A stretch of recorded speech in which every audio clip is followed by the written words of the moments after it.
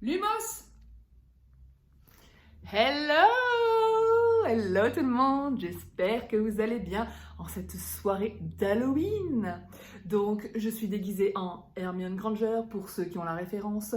La baguette d'Hermione, le beau chapeau de Gryffondor.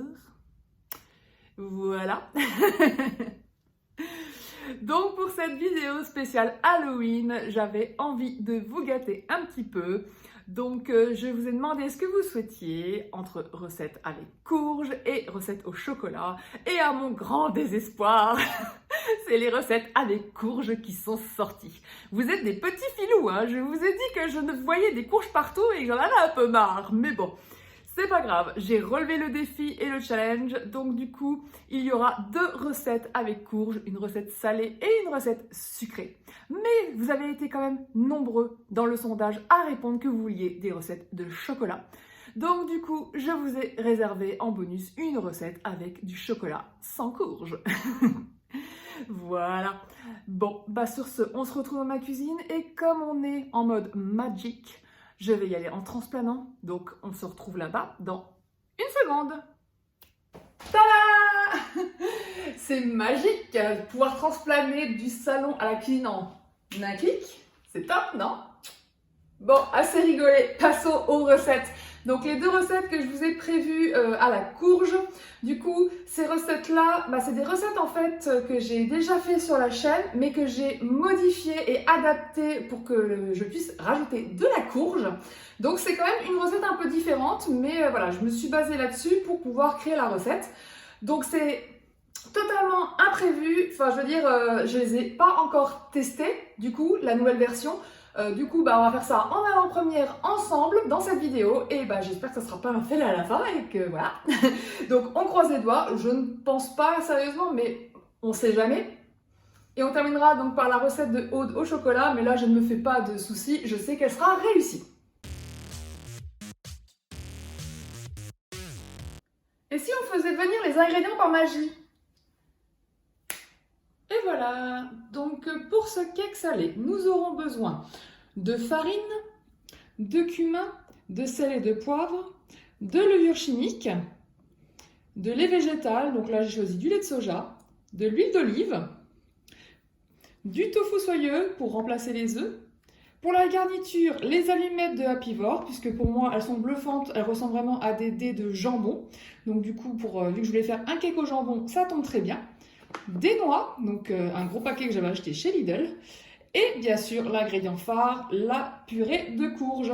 Alors, je ne vous montre pas comment on la fait, je pense que vous savez, hein. Il suffit juste de cuire une courge butternut, là comme là j'ai dans mon cas, ou du potimarron, ou une autre courge, hein, au choix. Vous la faites cuire au four, donc entre 40 minutes et 1 heure, ça va dépendre de la taille de votre courge. Pour cela, il faut la couper en 2 morceaux. Le côté chair posé sur la plaque de four. Et voilà, et tout simplement. Et après, vous n'avez plus qu'à gratter l'intérieur et choper la chair. C'est aussi simple que ça. Voilà. Bon, c'est parti pour la recette. Alors, donc dans un cul de poule, on va commencer par mélanger les ingrédients secs. Donc la farine, 250 g, un sachet de levure chimique, du sel et du poivre, du cumin, une demi-cuillère à café. On mélange. On met de côté. Dans un autre récipient, on va mélanger les ingrédients humides. 100 ml de lait de soja, 100 ml d'huile d'olive. Donc là, je prends mon fond que j'avais mis dans mon shaker.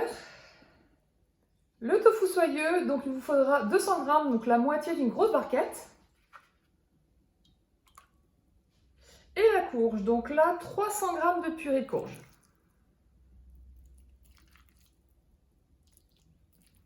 mélange.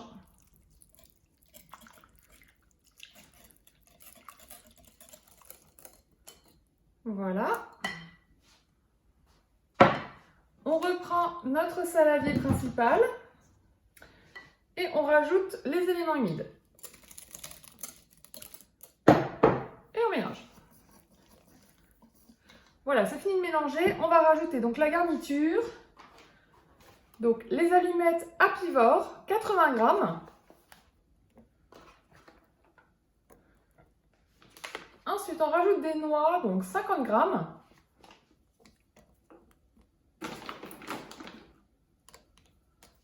On mélange une dernière fois. Bon, on n'a plus qu'à transvaser dans un moule.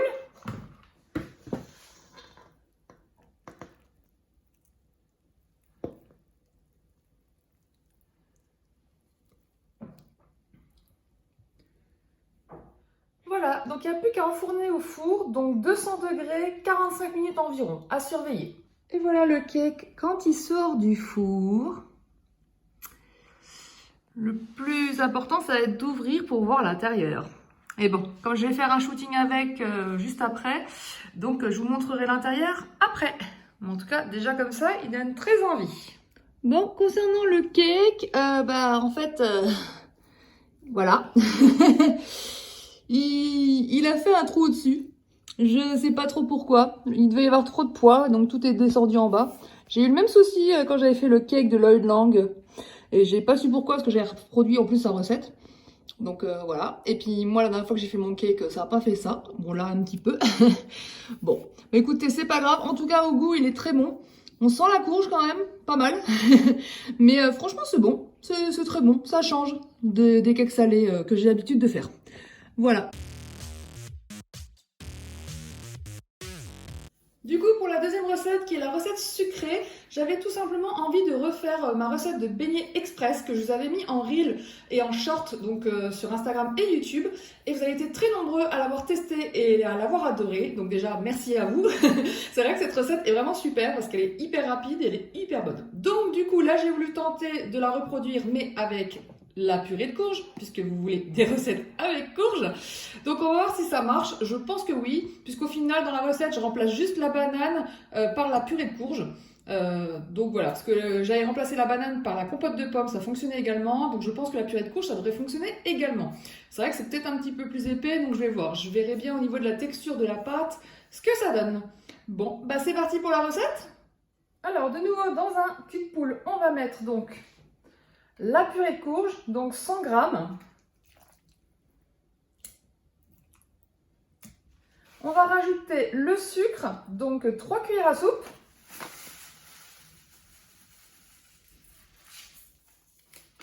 Le sucre vanillé, un sachet. Et du lait d'amande, donc 125 ml. On mélange. Ensuite, on rajoute les ingrédients secs, donc de la poudre à lever, un demi-sachet uniquement.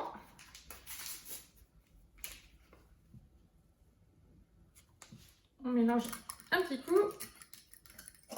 On rajoute la farine, donc 250 grammes.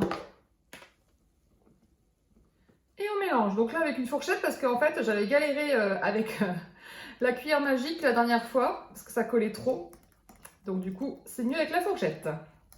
Bon, bah la pâte me paraît bonne, sachant que je m'étais trompée un petit peu tout à l'heure, j'avais mis un peu plus de lait, donc je vous adapterai la recette en barre d'infos, parce que finalement j'ai mis 145 ml de lait. Mais la pâte me paraît très très bien, donc c'est parti pour la cuisson. Alors pour cuire les beignets, je vous conseille d'utiliser de l'huile neutre, donc là par exemple de l'huile de colza, et d'en mettre un fond assez généreux. Il faut vraiment que ça recouvre tout le fond de la poêle. Donc ne vous inquiétez pas, ça ne va pas vous éclabousser et vous brûler, hein. Bon, comme une nouille, j'ai oublié de filmer. Donc dès que l'huile était chaude, j'ai réduit le feu. J'ai mis, par exemple, moi je vais jusqu'à 6, donc là j'ai mis à 4.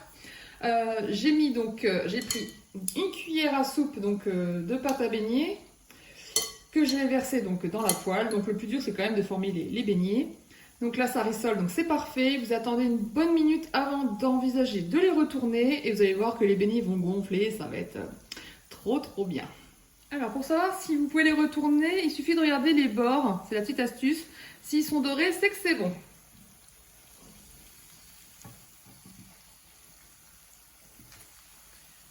Je fais quand même attention pour pas me brûler. C'est jamais arrivé en tout cas, hein. Je rassure ceux qui ont la phobie des huiles, parce que je sais qu'il y en a parmi vous. Après, vous pouvez très bien le faire pour retourner comme ça, si vous avez peur, hein. Hop, voilà. Comme vous pouvez le voir, ils sont bien gonflés. Donc, on transvase. Vous voyez, ils sont bien cuits, en effet. Hop. On réitère l'opération.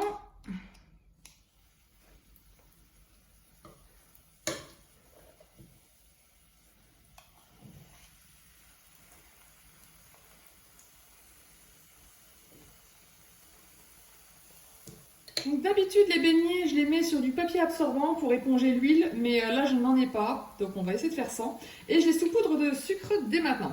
Alors j'ai pas trop envie de mettre de la cassonade dessus, c'est pas trop adapté je pense, donc je vais plutôt mettre du sucre glace du coup dessus. Pour les beignets, franchement, j'ai pas pu résister comme il y avait un mini beignet qui restait dans la dernière fournée. Donc je l'ai goûté et c'est trop bon.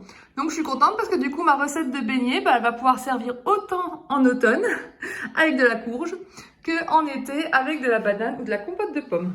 Voilà, et là donc je les ai mis directement dans le petit plateau parce que je vais essayer de faire un petit shooting avec, même si j'en ai déjà fait, mais là j'aimerais bien améliorer mes photos. Voilà, donc c'est pour ça qu'il faut que je résiste à les manger parce que là clairement j'ai envie de les dégommer. Et pour cette troisième recette, donc je vais tester la recette de brownie au spéculoos, donc de Aude, alias The Green Quest, qui me donne trop envie. Donc pour cette recette, vous aurez besoin de chocolat, évidemment, de margarine, de purée de noisettes, de yaourt nature au soja, ou autre, hein, mais nature, de farine, de sucre, de pâte à spéculoos, de spéculoos et un petit peu de sel. Bon, bah c'est parti pour la recette.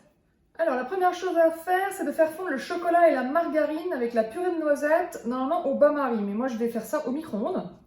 Donc on met le chocolat,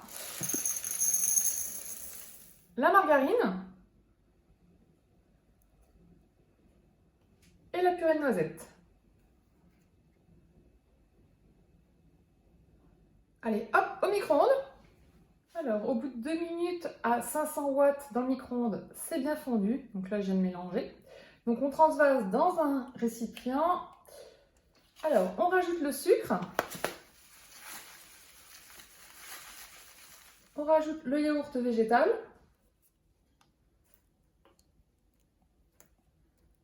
On mélange. On rajoute la fleur de sel. La farine. Donc on remélange, mais elle dit de pas trop mélanger non plus. Donc juste le strict minimum. Elle conseille aussi de rajouter un peu d'eau. Voilà, il n'y a plus qu'à mettre dans un moule. Bon, désolée, j'ai pas réussi à vous filmer du coup quand j'ai créé le brownie avec les couches en vidéo, pour la simple raison que mon iPhone avait plus de stockage. Et donc du coup, il va falloir vraiment que je fasse un tri dans mon téléphone parce que du coup, à chaque fois, il coupe la vidéo.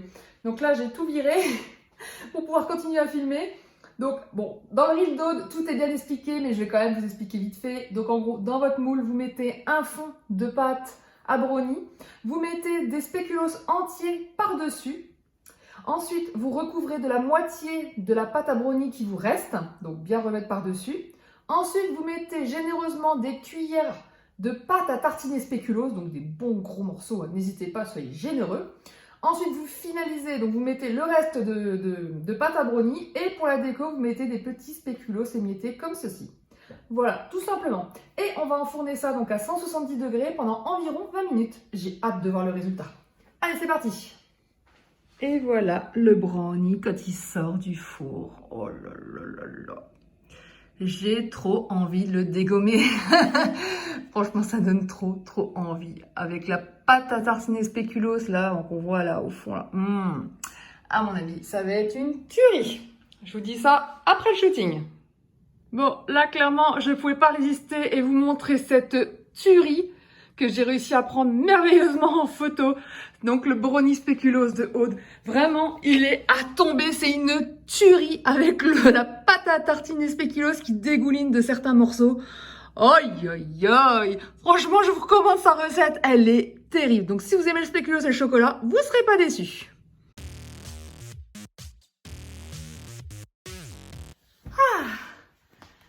Ça y est, cette vidéo est maintenant terminée. J'espère qu'elle vous a plu et que vous avez aimé ce petit côté fun, rigolo. Je suis complètement sortie de ma zone de confort. Hein. J'ai jamais fait de vidéo un peu drôle sur ma chaîne, donc voilà. J'espère que ça vous a plu.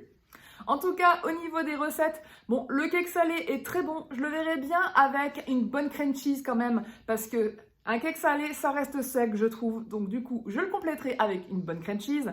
Mais il faudra quand même que je détermine pourquoi il y avait un gros trou dedans. Sinon, les beignets, franchement, que ce soit la courge, banane, compote, cette recette est magique. N'hésitez pas à la tester si vous ne l'avez pas encore fait. Mais franchement, pépite. Et la tuerie de la journée. Ah là là, le brownie spéculoos. J'aurais jamais cru que ça aurait pu être aussi bon. Dans un sens, je m'en doutais, mais je sais pas pourquoi, j'ai jamais pensé à mélanger le chocolat et le spéculoos. Et pourtant, ça se marie trop bien. Donc je vous conseille vivement de tester la recette de Aude. Comme d'habitude, toutes les infos sont en barre de description. Donc n'hésitez pas à y checker. En tout cas, si cette vidéo vous a plu, n'hésitez pas à liker, à commenter et à vous abonner à la chaîne si ce n'est pas encore fait. Je vous souhaite un excellent Halloween et je vous dis à très vite pour une prochaine vidéo. Nox!